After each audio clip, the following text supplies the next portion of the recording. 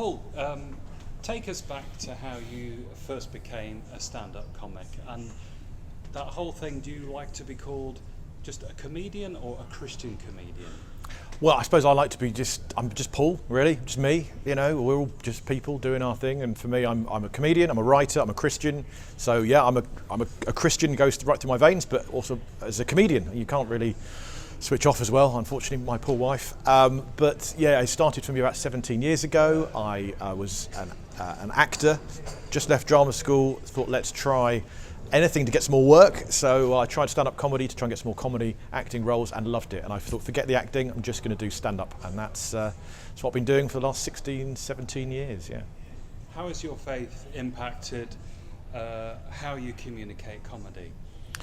Yeah, I think you can communicate via all sorts of ways, and there is that crossover between the Venn diagram of a sermon, you know, a preacher, and indeed a teacher in a classroom, and a stand-up comedian. You're one person up front talking to a room full of people, facing the other way. I think in all those environments you have to really just convince that audience that you're meant to be the person facing the wrong way, that you have something to tell, you can entertain them, you can enlighten them, you can educate them.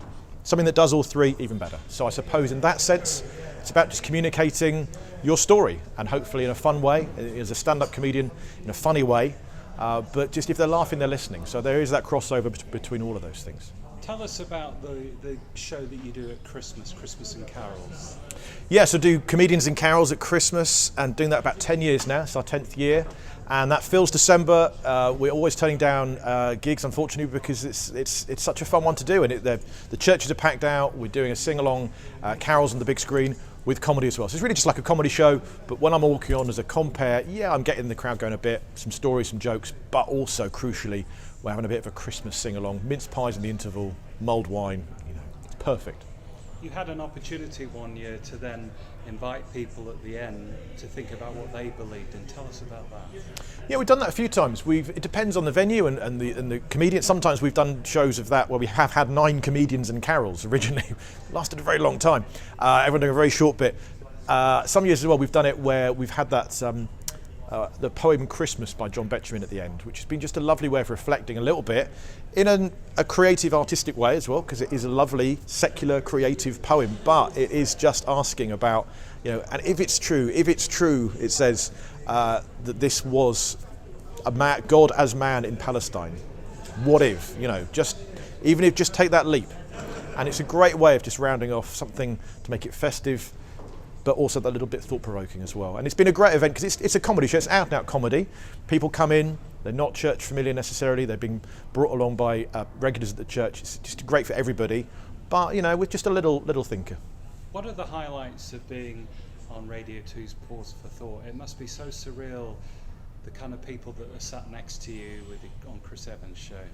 Yeah, it's good fun. I mean, what Chris has always been great at doing is making you feel like it's just a conversation between you and him. So you sort of forget that there are people listening as well. And then the guests come in, and it's even more weird, of course, because you've suddenly got Liam Gallagher and Mary Berry and Jamie Oliver, or whatever it might be. Actually, you would never get Mary Berry and Jamie Oliver. They wouldn't talk. But, you know, you get the celebrity chef, the rock star, the Hollywood movie star, and you're doing a Pause for Thought to them, often based around them and their careers. And that's always a challenge, but knowing that you're then got to deliver it to their faces is always bizarre. So that has been very unusual, but it's been a great opportunity as well. You are always well aware that 99% of the people listening, not religious necessarily at all. So you always have to be deliberately speaking to those people where they are, in their kitchens, in their cars, going about their day, just giving a little hint, a little glimmer of something in the Christian faith.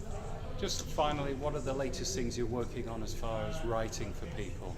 It's been nice at the minute. We've been doing Not Going Out, the new series of that, series 10 I think it is, of Not Going Out, which is bizarre, but we're still doing it. And that's been great, while also pitching my own comedy ideas as well. Got a comedy drama idea that may be going somewhere, hopefully, and doing some more books as well. I've just been doing another book that's out, in fact, out this week. Of course, I have a copy with me. What Are They Doing Down There? It's a little joke book thing with cartoons by Dave Walker. Great to collaborate with him. Doing lots with the Bible Society this year, taking the story of the Bible into schools, doing a little play based around that, and also taking it on the road in churches as a sort of entertainment show with the greatest story ever told.